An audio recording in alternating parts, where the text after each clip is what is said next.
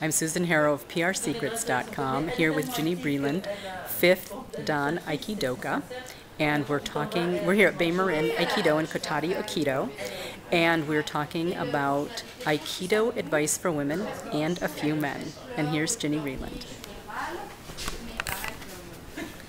Okay, so today we're going to just do a little bit about blending, which is what essentially makes Aikido. Aikido is not Aikido without what you hear, blending. So Aikido is described as taking somebody's energy and throwing them with that energy. And that's a good description. It requires no strength. It's a good sport for women to do because it doesn't require strength. But what it does require is what we refer to as blending. And blending is when you join a movement to be able to redirect it or lead it or harness it or bring it to where you need it to go. So in essence, it is following the movement that's given to you, blending with it, joining with it, and then redirecting it in a circle or a line or whatever it is you want to do.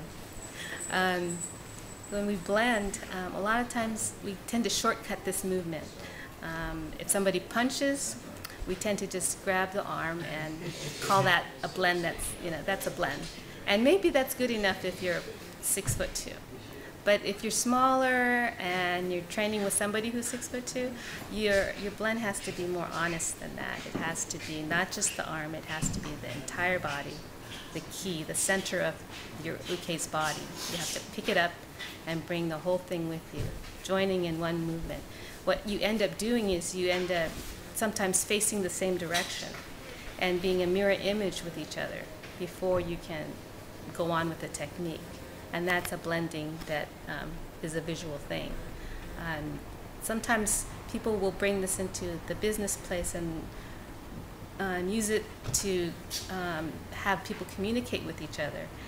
If you have one idea and you have another idea, the way to blend is to listen closely to each idea so that each person reciprocates with that communication.